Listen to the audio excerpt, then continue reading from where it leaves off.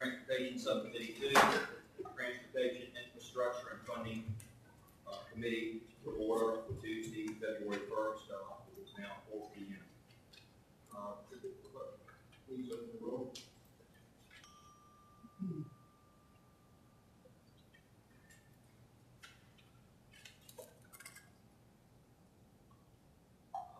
We have 6 people present. Thank you. We have a few bills we're going to move through fairly quickly. Move right into House Bill 261, patroned by myself. And I would ask, the whole premise of this bill is at the request of the locality to try to encourage our friends at VDOT to work with, maybe develop better relationships with the locality, request to work with their board of supervisors, work with the county administrators, and work with the sheriff's department. So I understand that we shouldn't give the responsibility of maintaining speed limits to over 90 different localities around the Commonwealth. That needs to be in one entity, and of course, while adhering to traffic studies. But I spoke to the Secretary of Transportation, Deputy Secretary, Chairman of Transportation. We got to develop a better working relationship with their folks, and put the top priority is roadway safety. We'll be cognizant of that.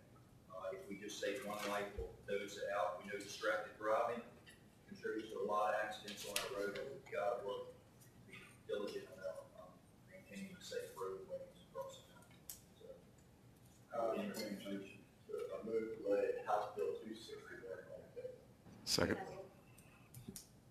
Motion second. Move the roll.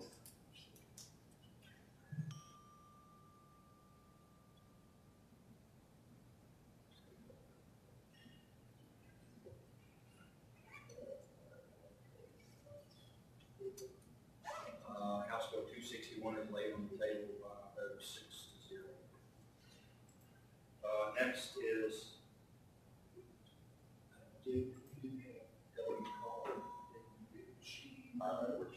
she was remote. I talked to her, spoke to her earlier, but she is not dialed in.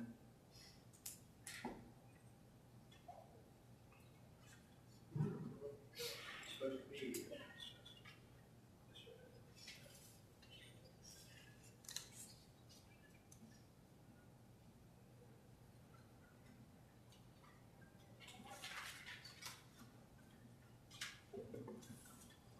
We'll skip her bill right now and give her an opportunity. Next is House Bill 975, patroned by Delegate Brand, House of Transportation Data on Wildlife Carcass Removal. Someone here to speak on that bill?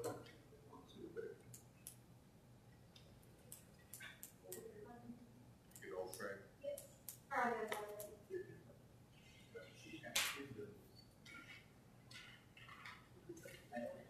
She's in another meeting or not. Delegate Reed, are you ready to present your bills? I can present mine. I told you we had a lot of dialogue. We'll move right into your bill. Let's move right into House Bill 859, roadways. All right, let me do this up here. So all about the Greenway. Everything you always wanted to know and are afraid to ask, right? 14 miles of highways. It sure does. So thank you, Mr. Chairman, and thank you, members of the committee, and I'm hoping that my colleagues will be joining soon. But I do want to start with what you were talking about. It's a 14-mile stretch of road that runs kind of from the Dulles Airport out to Leesburg. It was built in the early 90s, and then it was actually put in place and opened in 1995. One of the important things to remember is that it's a private road, so the land is owned by private entities. It is private land, and it is a private business that is operating in Virginia with a concession granted by the state under the Highway Corporation Act of 1988. So that's really important to remember, because later when you hear people talk about different things, it's important to understand that this is a private business doing business in Virginia, and therefore we have to be sensitive to the fact that it is a private business. Now, over the last 25 years, when the road was initially put in place, the tolls, and this is important to remember, that the tolls across the entire Greenway are the same, whether you go one exit or you go the entire 14 miles. When it was put in place in 1995, it was $1.75.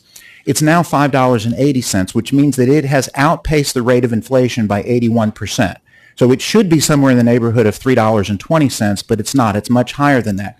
Because the way that the Greenway actually is able to get toll increases is that they come before the State Corporation Commission every year based upon legislation we passed last year. Previously, it had probably been in a triennial type of review.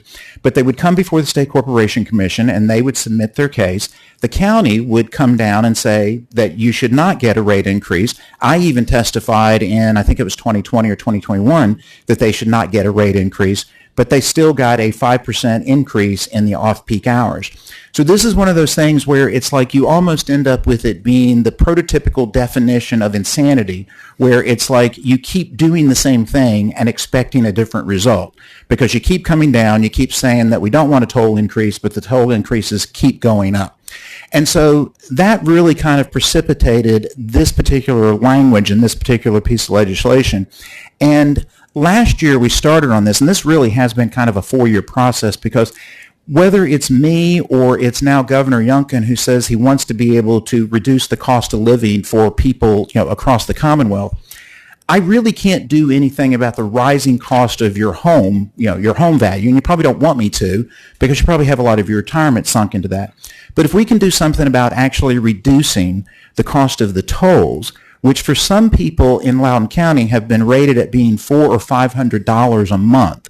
So just think about that. People are paying tolls that are probably comparable to a car payment, and in some parts of the state might be comparable to an actual house payment. You will probably also hear from some businesses here, whether it's realtors or other folks, where the businesses might be paying $15,000 a month in tolls.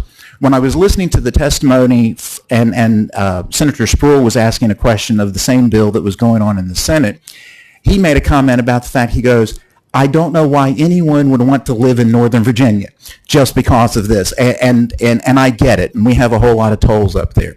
So again, right now you're currently paying the same rate regardless of whether you go one stop or you go the entire distance. Now, the objective of this legislation, and I'm going to actually introduce a substitute here in just a minute, Mr. Chairman, but I want to kind of give the overview because then I want to then tell you about what the substitute does. But the objective of this legislation is to empower the new administration to work with the owners of the Greenway and to work in collaboration with the county to be able to come up with a way to implement distance-based pricing and reduce the tolls. So that's really what it is. I mean, and the other thing that's important to put out, this does not actually start doing anything today other than the fact that it gives them an opportunity to be able to negotiate for those things. So when you're voting for this, what you're really voting for is an opportunity for my constituents and others to be able to actually get lower tolls. And I think that's one of those things that we would all like to do. Now, Mr. Chairman, with that kind of overview out of the way, what I'd like to do is that the council has a substitute that I'd like to present, and then what I'd like to do is I'd like to go through the actual substitute, because what the substitute does is it takes into account all of the inputs that we had gotten from last year when we were working on this, as well as inputs that we got from people this year. So, Mr. Chairman. Move substitute. Second. All in favor? Opposed? Proper posture as you desire. Delegate. Okay, thank you, Mr. Chairman. So the first thing that I want to point out to you is that this is not something that's being done in a vacuum. If you look through this, and I'm going to kind of walk you through it, the Commissioner of the Highways has to be involved with this, the Secretary of Transportation, the Secretary of Finance, the Board of Supervisors of Loudoun County, the Transportation Public-Private Steering Committee. There's an opportunity for public input. There is also an opportunity to solicit input from stakeholders. And then what has been done here, and this is the first time ever that this has been done in a public-private partnership discussion, is that we are enabling the Commissioner of the Highway to provide the chairman of the board, the chair of the Board of Supervisors, the chair of the Transportation Land Use Committee, and one of their senior executives to actually receive an NDA and be able to participate in the discussions as a non-voting subject matter expert.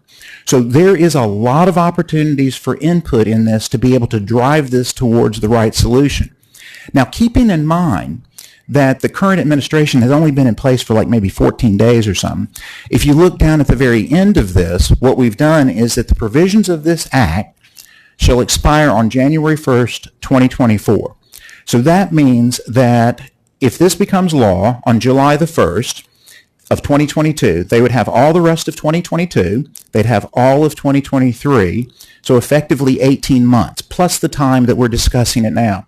So the administration, who has some really good people, because Shep Miller currently serves or has served on the Commonwealth Transportation Board, Deputy Secretary John Lawton was involved with this last year, and so he brings that institutional knowledge forward with it.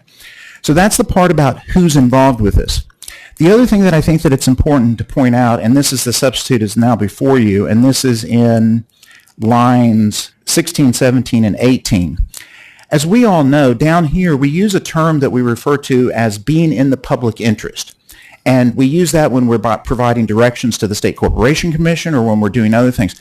What we've done in these lines here is to say that the Commissioner of the Highway needs to look at these things being in the public interest. And the public interest is, and I've enhanced this, to be, okay, first of all, the applicable commercial and financial terms for the state, because we've got to make sure that this is a good deal for the state. The implementation of distance-based tolling. So it's unambiguous about what has to be done as far as this is concerned. And the third one is reduction of toll rates, including a reduction of the tolls over the full length of the trip.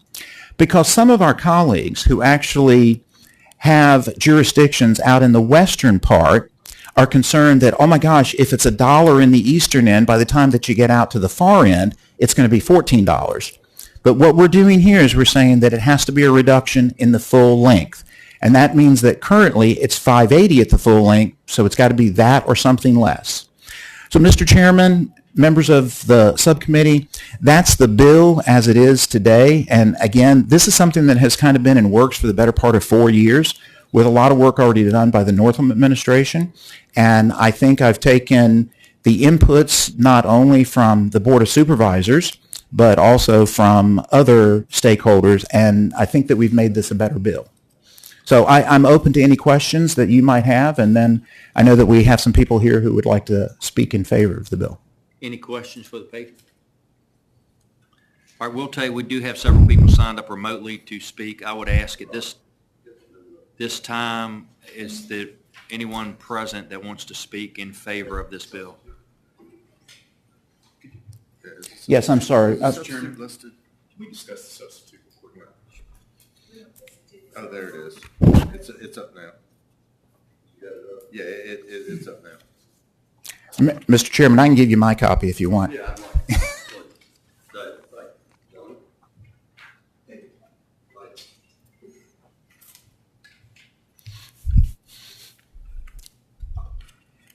So, Mr. Chairman, is that now properly before you?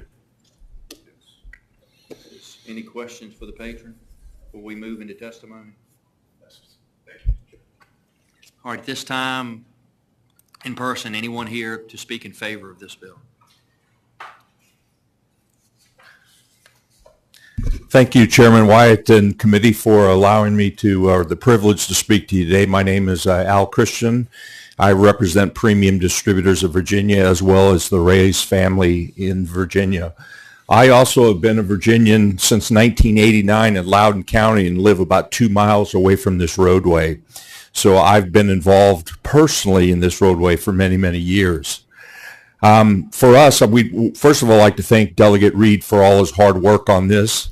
And I will add that Senator Spruill just told me to move from Virginia, out of Northern Virginia. So that was his answer. But on the serious side of this thing, you know, we're just looking at it. We're not saying let's not pay tolls. We got it. But let's be reasonable about this. The purpose of this roadway was to prevent gridlock. That's what we were told in the 90s. We're going to put this roadway in, and you're going to pay some tolls, but you're not going to be sitting on 7, 28, 66, or 50 anymore because of this. And then the state invested millions of dollars on the Clover lease by eliminating all the traffic lights on Route 7, which helped. Well, gridlock's back again. And I want to just add before I close with you, Delegate Reed talked about $5.85. One of my vehicles, I have 500 vehicles on the roadway every day at $22 each way on the toll road.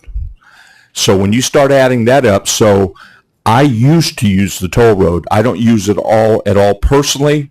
Our companies don't use them now, and we create gridlock with these 18-wheelers just because they won't go on that road for that very reason. But I thank you, and hopefully you'll see that in Northern Virginia it is a problem again, and so I would hope that you'd look at this favorably. Thank you for your Mr. time. Christian. Thank you. Good afternoon. I'm Scott Warner with Virginia Eagle Distributing Company. We are in favor of Delegate Reed's bill. Just anything we can do to lower the cost of transportation in Northern Virginia, we're for. Thank you very much. Thank you, sir.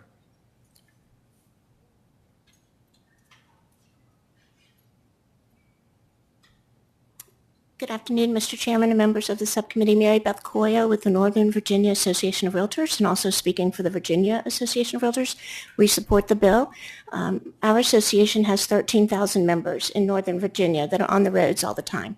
We pay a lot of tolls, but this study could go forward and they could look at reducing the tolls because, as mentioned before, everyone either pays high tolls or they divert off into other roads, and we still have gridlock in Northern Virginia. So we appreciate your support of this bill. Thank you. Anyone else to speak in favor of the bill here in person? Anybody speak in opposition to the bill?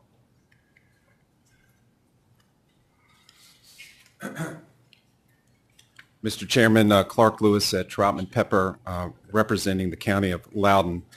First of all, we'd like to thank Delegate Reed. We all agree that we would like lower tolls on the Greenway. I think there's no disagreement in that. Distance-based tolling very well may be part of an answer.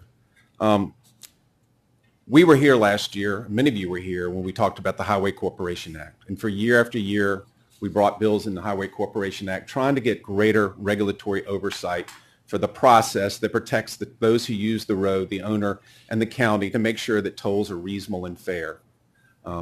We passed legislation that reformed it last year. Both houses, Delegate Reed was supportive of that bill at the time, and which we appreciate very much. I've never been a fan of just because we passed a bill last year doesn't mean that we shouldn't give another look to another idea. I've never been a fan of that. So let's look at what is the idea this year, and it's called the PPTA. I am a huge proponent of the PPTA. I think we have several great road projects in the Commonwealth, and Virginia is a leader in public-private transportation throughout the United States. But what have been the successes of the PPTA? Well, first of all, it's been around since about 1995, so the Commonwealth has a lot of experience with it. And a lot of the roads that you've heard about the PPTA really follow the model that we have a competitive process. Well, that wasn't always the case. When we first had the PPTA, many people, and I'll be guilty of it, thought that this was a new way to solve problems. We have a problem that we just don't know what to do with it. Virginia Procurement Act doesn't work.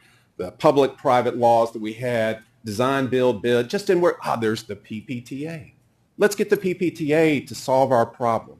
Well, VDOT quickly put a stop to that and said, you know what, before we're going to have spent a lot of money, several $1 million, to review a proposal, let's make sure we want it. Let's make sure we know what it's about. Let's make sure the parties who are involved are together, are interested, and let's put some meat on the bone before we entertain this very expensive option to consider. And so they changed the law on that a little bit. And then we had a road that I'm very familiar with, the 360 road, and we decided we needed to make some more changes based on that idea. And one of those changes was healthy competition. We must have healthy competition, not only against other private sector teams, but against the Commonwealth to make sure the Commonwealth couldn't do it better, cheaper, or more efficient. None of these roadblocks and lessons learned are in, with all respect, this bill. This is not a PPTA project. This is a legislative change to transfer it to a PPTA framework. And in fact, I count over 7 different provisions in the bill of the PPTA that are not in this legislation. So with respect, what we believe is proper thing to do is to get the parties together, the Greenway, the stakeholders, and Loudon, and all interested parties, and work on this and get more meat on the bone. And this is a bad analogy that I use to some of y'all, but when you go into a restaurant and you get a menu and you just see chicken, you want to know what's in that dish. Does it come with something? What else is involved? And more importantly, what's this price going to be? And we don't have that right now. All we know is just we've got a brief description on the menu. And thank you. And I understand that Mr. Tim Histreet, our county administrator from Loudon, Mr. Chairman, would like to make some comments, if that's okay. He is remote, or is he here? He's on online. Okay, I probably should have taken off those four. I see some that have signed up to speak remotely. And welcome, Delegate Carr. I do see you are with us now as well.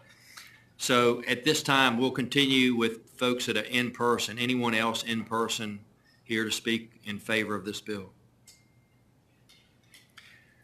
Okay, we'll move to remote testimony. Folks that are here to speak for this bill, that would be Mr. Hemstreet.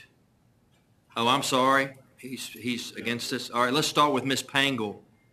I see her up in the upper left. Welcome, ma'am.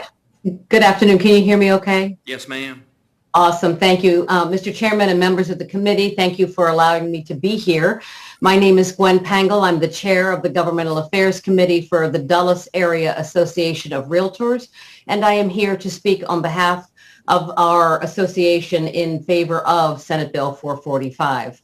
I am also a lifelong resident of Loudoun County, and I understand both sides of the issue, but we do want to stress that we believe that use of the distance-based tolling would increase use on that road, and it would decrease the congestion on Route 7, 15, and 28, and we speak in favor of the bill. Thank you, ma'am. How about next, Mr. Medford? Yes, Mr. Chairman, members of the subcommittee, thank you. Clayton Medford with the Northern Virginia Chamber of Commerce speaking in favor of the bill.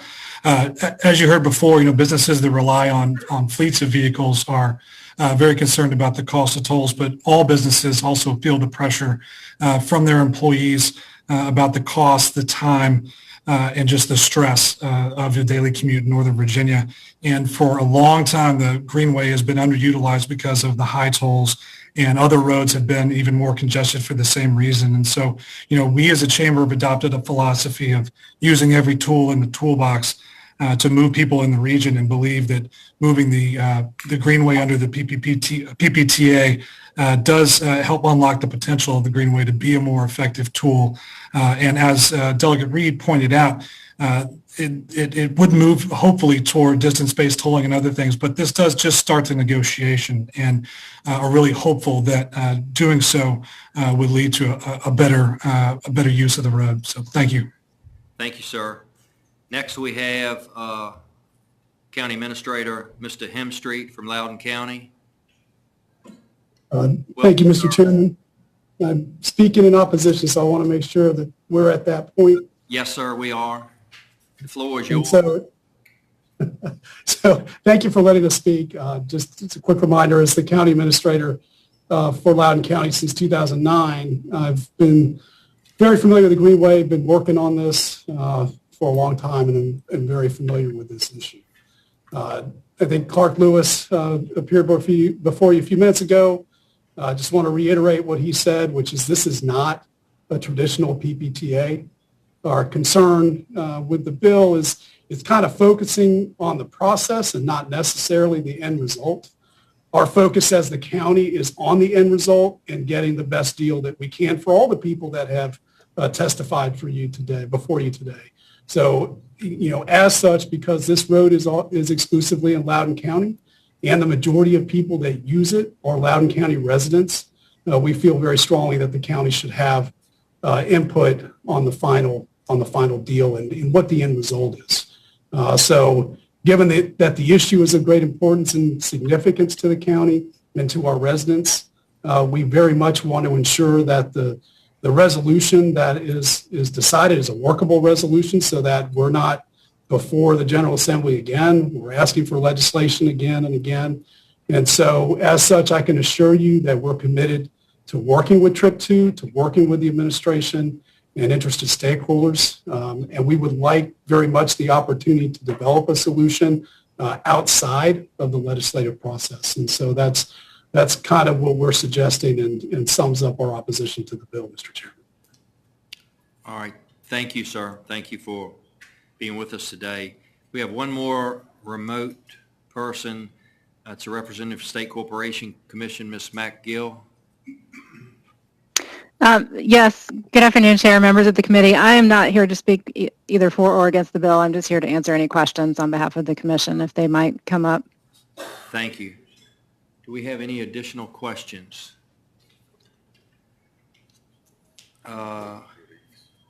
At this time, it's a request. We're going to go at ease for just a couple minutes, and I know some folks from VDOT are reviewing the amendment, so we'll be at ease.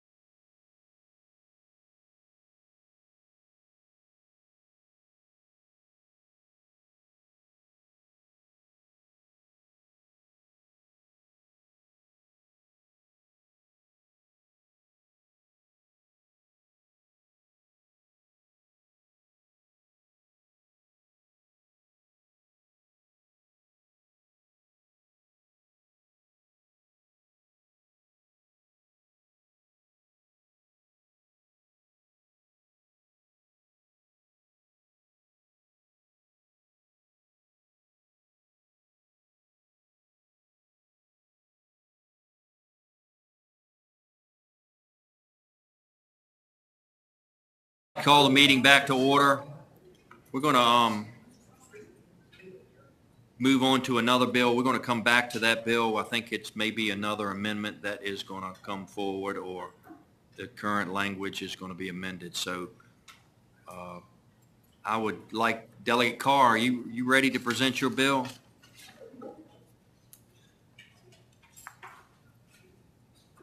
Delegate Carr? If she's not there, delegate training.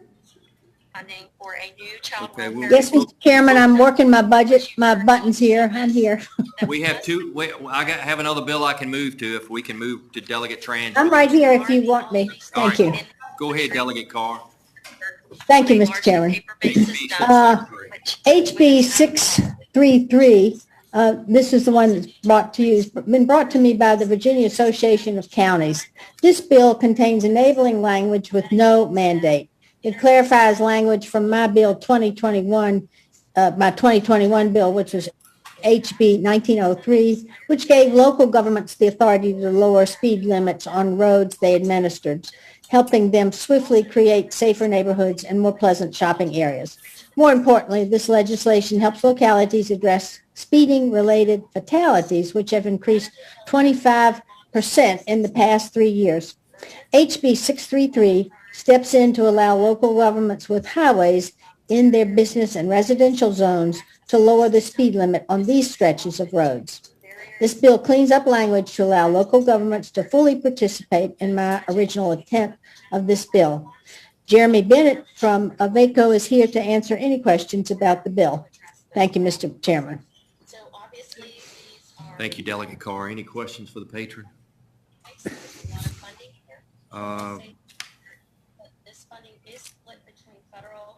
Anyone here to speak in favor of this bill?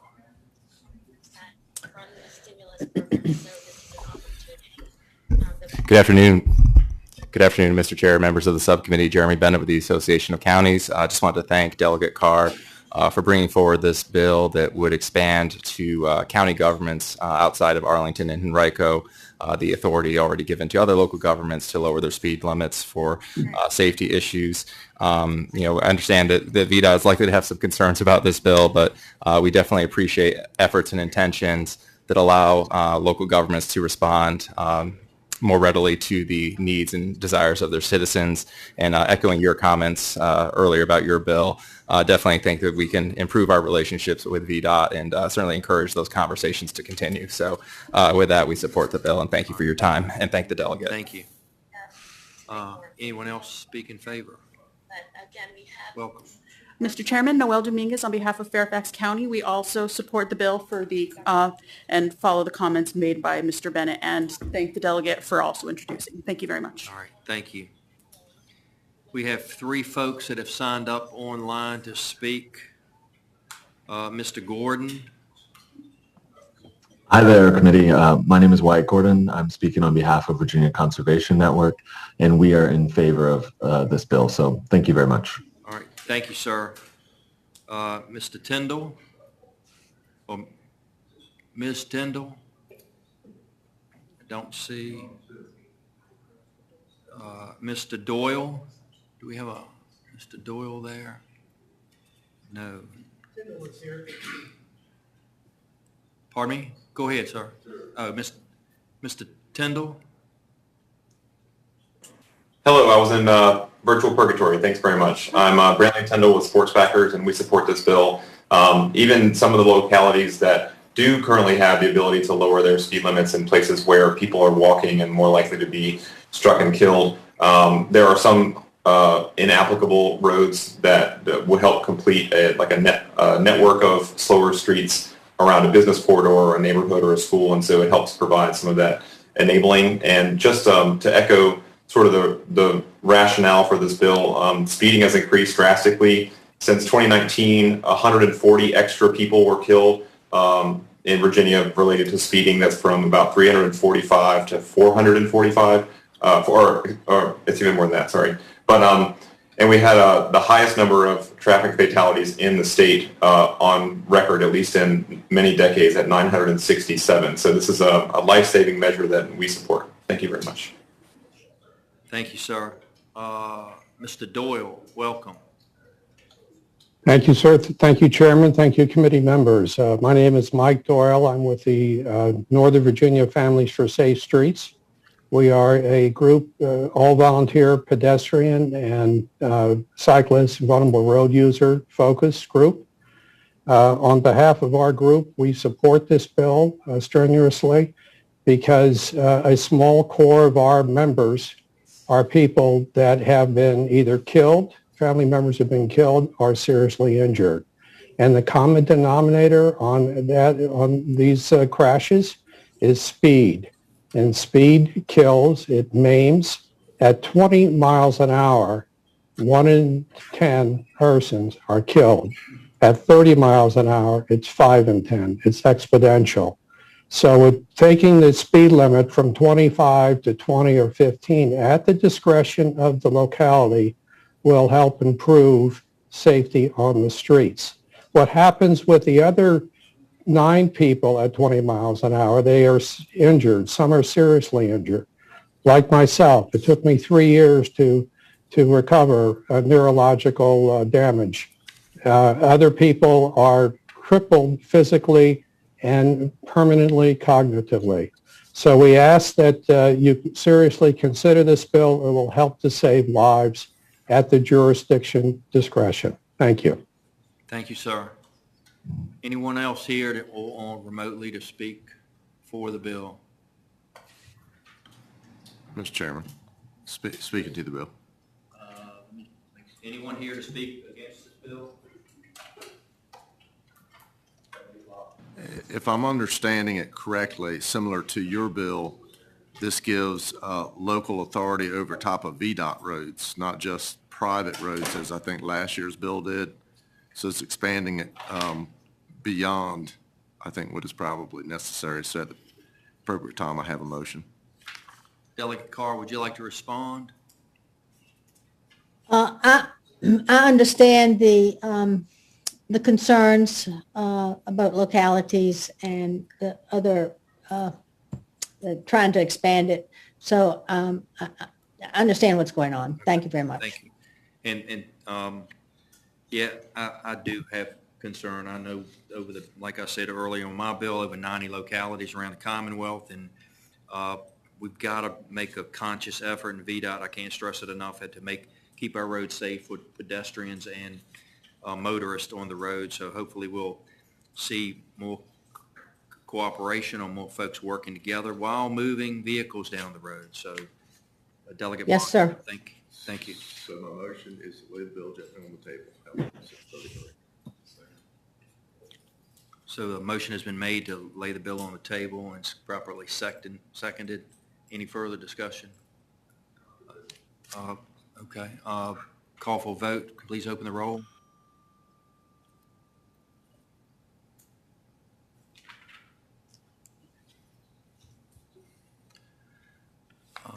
The bill, Delegate Carr? I vote aye. You want to vote in favor of laying the bill on the table or against laying the bill on the table? Yeah, I want to vote against laying the bill on the table. Thank you. No vote. So, yep, thank you. So the bill fails to report 5-3. Thank you very much, Delegate Carr. Thank you, We sir. could move into Delegate Tran's bills, who have been waiting very patiently here before we get back into the Thank you so Loudoun much, County Mr. bill. Chair. So welcome, Delegate Tran. When I sit behind the podium, I know I'm shorter than the podium, so thank you. I have 2 bills in front of you today. Do you have a preference for which bill to start with? House Bill 975. All right, we'll start with 9075. I do have some folks who are, I believe, online to speak about this bill when we get there. Well, thank you for the opportunity for House Bill 975. So Virginia ranks 12th in the nation for dangerous deer vehicle collisions in 2020 and has consistently ranked among the top 10 states for dangerous wildlife collisions since 2002. There is a tremendous both kind of cost to our pocketbook as well as to public safety, these wildlife vehicle collisions. In Virginia, it's estimated that Virginians spend $533 million a year on wildlife vehicle collisions, making it the fourth costliest major collision type in Virginia. And they're only getting more frequent. Deer collisions have increased 25% since 2005. So police do report when there are, when there's, it's reported to the police, or there's come to a crime, an accident scene. But a 2017 VDOT report noted that the data that are in police reports do not capture the full scope of wildlife vehicle collisions.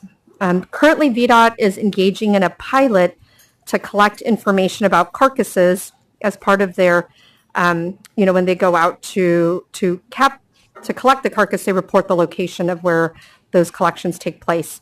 So this bill would ask VDOT to log that information across all primary and secondary roads and to be able to provide that information publicly. In the last couple of years, we've made some bipartisan strides in establishing a wildlife corridor action plan, which helps us to plan out our road infrastructure based on where wildlife and aquatic life move. And so this data on wildlife vehicle collision would help inform those plans. So we know better where we are having the most impact, literally car vehicle impact on wildlife, to be able to make decisions around where to build our wildlife corridors. I look forward to your questions. Any questions for the patron? I guess I have a question, Mr. Chairman. Yes. So I'm assuming by the way this is written that Joe, who works for the highway department, runs across a caucus in the road, and then he's going to have to report it and then log it, for everyone. Yeah, I see Joanne here, and she can answer that. Currently, VDOT has a pilot where some, not all, of their employees, I believe that they're the contract employees, actually have part of their phone, like an app, and they report it in there. So they are starting to collect this data already. But do you want to speak more to that, Joanne? Mr. Chair, Joanne Maxwell from VDOT. We do have issues with this bill, but nevertheless, what Delegate Tran has indicated is accurate. We are piloting a process, but I think with regard to that pilot, when you look at the definition of wildlife in the code, this could be a variety of creatures and would probably go well beyond what we intend to collect. The other issue, as Delegate Tran mentioned, was the Wildlife Corridor Action Plan. That group is continuing to work on developing, what they consider to be significant accidents or significant wildlife corridors. And those partly will be areas that we're trying to enhance safety and diminish wildlife hits or accidents. So bottom line, we think this bill may be a little premature. We want to see what the group DWR, what they're developing pursuant to their plan, and how we've also got modeling.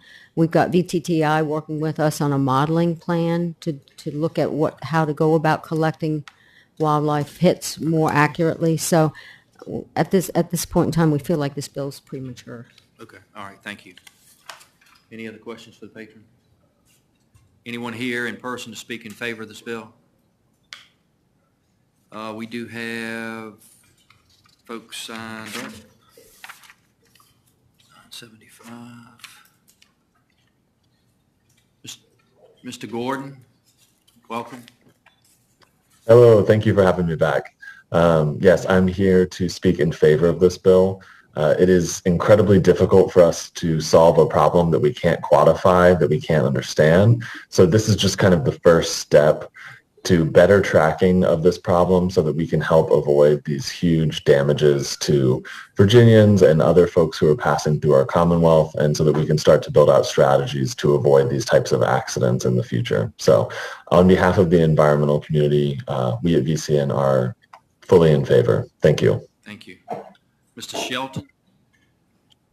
Thank you, Mr. Chairman. Zachary Sheldon with the Nature Conservancy. We do support this bill. Not only can this data help us avoid vehicle damages and loss of life, but it's also identifying prime corridor spot and crossing spots important for wildlife connectivity.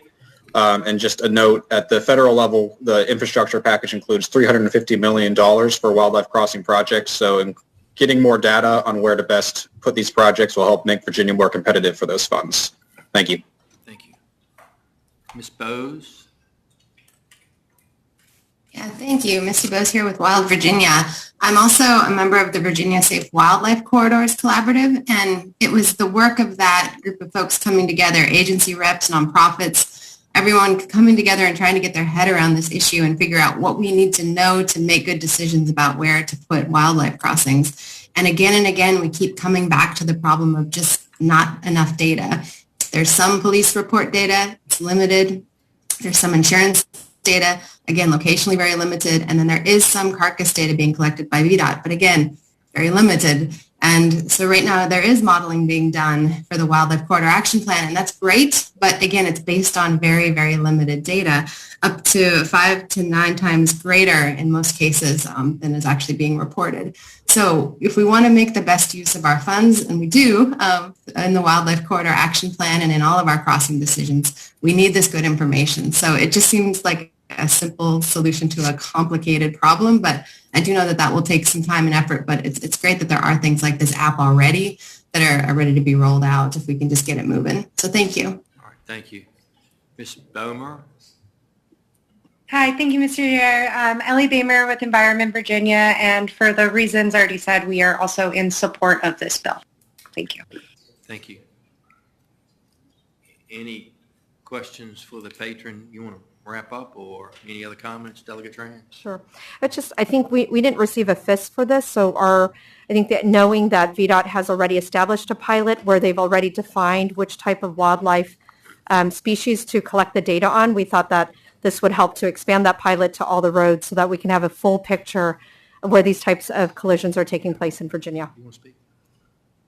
Thank you. Delegate Murphy, did you have a comment? I want to thank Delegate Tran for bringing this forward. I mean, I live in the woods and off of GW Parkway, and the number of deer. I mean, it's really important. This is an important bit of information to have collected and be able to guide how they deal with these problems. So I hope you will support it. Anything else? I, in fact, personally hit a deer this year, so yes. Thank goodness I was driving my truck and it's up a little higher. That didn't do any damage to the plastic grill, so it's. I think we need to encourage folks to promote recreational hunting more because the deer population has taken off, and from my standpoint, even in a rural area, so we do hit deers in our area as well. But I know we're putting a lot on VDOT's plate, and we want to promote roadway safety, and this is just another ask for them to do so. And I would entertain a motion. Yes, sir, Mr. Chairman. I think it's a little substitute motion. Delegate Murphy, you made a motion and a properly seconded. Substitute motion. Delegate Bloxham. Move to lay the bill gently on the table. Second. A substitute motion and a second is properly before us. To lay the bill gently on the table. Clerk open the roll.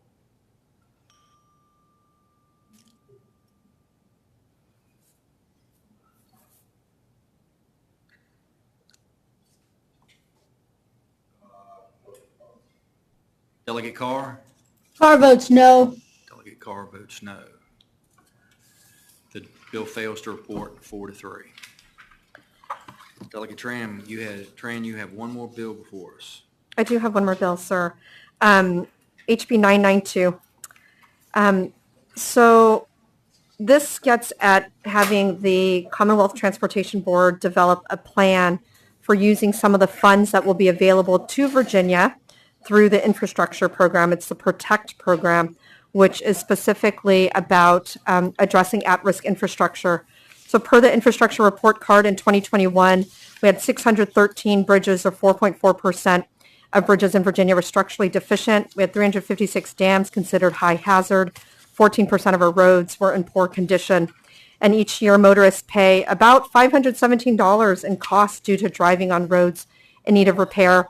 I believe in 2019, and Joanne knows this, I came to the Transportation Committee with some pictures of a bridge in my community that closes every single time it rains because it floods and is impassable. And so having a public conversation and process for planning out how we'll spend Virginia's portion of the Protect Plan, I think is really important. All of our communities and our constituents deserve to know what that, what the best way forward for Virginia is to address numerous infrastructure issues. There's going to be about $7.3 billion available across the country just for the formula program alone. So I hope that you support this bill. I think it stands quite in line with how we've, as a Commonwealth, approached our infrastructure general and VDOT type of money planning in the recent years, about having the board really take that lead and develop and work in a process that is transparent and public. Thank you. Thank you, Delegate Tran. Any questions for the delegate? Anyone here to speak in favor of this bill? My constituent Peter had signed up, but wasn't given a link, and so he represents our South County Federation, which is a number of different HOAs in our community in the 42nd district. Okay.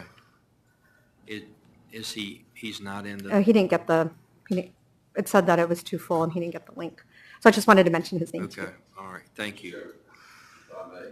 Mr. Chairman. Question. Delegate Tran, are you aware that VDOT has a list of bridges that are declared as deficient or in need of repair now? I am aware, and actually in 2019, I passed a study through the General Assembly asking VDOT to particularly look at infrastructure needs in Planning District 8 and to report back. And by December 1, and we gave them an extra year, and we haven't received that report yet. So I'm hopeful that the bridge in the 42nd's on it, but I know that they're working on it. I think what this bill does is try to make sure that as we're planning for our portion of $7.3 billion, that we just know publicly what that looks like as the plans are developed. Well, I think in the grand scheme of things, we are not getting that much money. We're going to get, I think, roughly around $500 million for bridge repair, and $500 million is really not going to go that far. And every dollar that we spend on studies and meetings and looking at where we need to fund bridges or dollars takes away from dollars that we spend to fund bridges. So I think VDOT is properly prepared with a list of deficient bridges and a priority of those bridges. And Ms. Joanne from VDOT's willing to speak to this if they so desire. But, I really don't see the need for your bill, to be honest with you, Delegate Tran. I think you have good intentions, don't get me wrong. I think, and I certainly, we all want our bridges fixed. I've got many in my area and you've got many in yours. But I've met with the commissioner, and it's just really, by the time you look through the dollars that we're going to receive, the $500 million is not going to go that far, and they're going to go to the high priority bridges. I will assure you of that. But, Mr. Chairman, I'd welcome VDOT to speak on this issue if you so desire. Maxwell, tell us what good things VDOT is doing. Mr. Chair, VDOT is very much in the throes of planning for implementation of IIJA. We have actually, in the budget, in both HB 29 and HB 30, there's language in the budget bill that basically, a proposed budget that says, notwithstanding any provision of law to the contrary, basically, the Secretary and all agencies within the Transportation Secretary are hereby authorized to take all actions necessary to ensure that federal transportation funds are allocated and utilized for the maximum benefit of the Commonwealth, whether such actions or funds or both are authorized under PLA 117-58, that's the IIJA, or any other successor or related federal transportation funding. We are currently, as the Chairman Austin indicated, we are already putting together a list of bridges that would benefit not only from the Protect funds, but other bridge funding, other types of funds in the IIJA. So we are doing what we can across that entire program to see how we can maximize the use of funds. I would note that the IIJA is approximately 1,400 pages in length, and this program takes up about 12 pages. So we have a lot of work to do, but we are well on our way and focused. Thank you for prioritizing the infrastructure money that is coming here. So thank you for that. So I do the committee acts on motions. Second. So there is a motion. Mr. Chair, to can I wait. have my last word? Pardon me? Can I just have my last comment, closing up my hearing? Go ahead, Delegate Tran. Thank you. I fully appreciate the hard work that VDOT's doing to implement the infrastructure as well as ACT, as well as so many other things that they juggle on a daily basis. I think this is, with all due respect, Mr. Chair, probably just a difference of opinion. I do think it's important. There's also, important for the Commonwealth Transportation Board to have a role in helping to develop those plans, just for the public kind of transparency part. That's the role that we've kind of given to them. And I hope that in the future, maybe if it's not this one, in the future for other opportunities we have, that they remain engaged in the process. Thank you. Delegate Murphy. I think in keeping with the comment earlier that we want to provide this incoming administration with as much support and information as possible, I think that would be why I would support gathering this information to make them more able to do their job better. Yeah, thank you. I would say to the delegate that information is going to be provided. It is being assembled now by the previous administration, and I met with Commissioner Briggs, who's going to stay on as our commissioner, and that's who provided the information to me for the IIJA planning that's being done. So I think it's there, to be honest. And I don't like letting the delegates bill on the table, but I don't like to duplicate and waste dollars that can be spent on the other things. I know the delegate has good intention, and I fully respect that, but I think we got something in place that'll take us forward. So thank you. Thank you, Mr. Chair. I would ask that you present your motion again since we had additional testimony. Motion to lay the bill gently on the table. Second. Motion to lay the bill on the table and has been seconded. The roll is open. Please vote.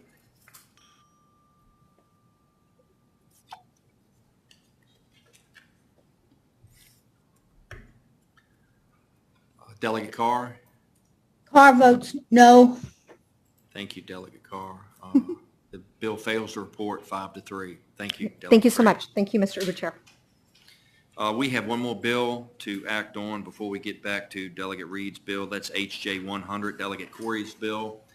I spoke to Delegate Corey earlier, right after session, and discussed her bill. She's not able to come today. She did ask if the chairman would write a letter to the Secretary of Transportation to advocate for Vision Zero to eliminate all fatalities. I understand that Vision Zero actually started in Sweden, a European model, several years ago, and a lot of cities have adopted that to really put roadway deaths on the forefront and try to reach to zero fatalities. So I'd ask that the chairman would do that for Delegate Corey. Yes, that's fine. I will entertain a motion to do it. Any further? Motion has been made and properly seconded, and if the clerk will open the roll.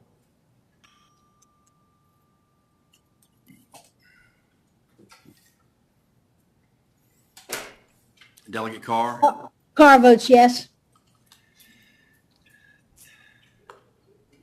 This, you can close the roll. This bill fails to report 7-0. Thank you. And now we'll move back to Delegate Reed's bill. I think you have a Well, yeah, thank you very much, Mr. Chairman, and thank you for taking the time, and also thank you, Mr. Chairman. I first of all want to begin by saying thank you to the members of the community from both Loudoun as well as members of the realtor community and the business community who came down or dialed in support of the legislation. I want to say thank you to you, Mr. Chairman, for all the work that you've done. I think you've gone above and beyond to help kind of get to a solution, as well as you, Chairman Wyatt. I also want to say thank you to the governor because he actually met with me this morning and talked about this. So I think that it is at the forefront of everyone's minds about the fact that the tolls along this particular road are really very kind of detrimental both to kind of businesses as well as individuals. All of that being said, I think that probably the best way forward right now, and in agreement with the chair, is that using Rule 22, we will make a motion to continue this to 2023, and the chair has agreed that he will write a letter asking VDOT and the concessionaire and an individual from the Loudon board to actually get together and work in a small work group to define a way forward for 2023. Is that accurate, Mr. Chair? That's correct. No. Okay, thank you. So I would like to ask that the subcommittee entertain that motion, and again, the chair of the Full Transportation has committed to writing a letter, and so I appreciate that. I would add that I would ask that committee to keep the delegate informed of the progress. Thank you. So moved. Carry the bill forward next year. Second. Thank you. So a motion has been made and properly seconded and With a letter. with the letter.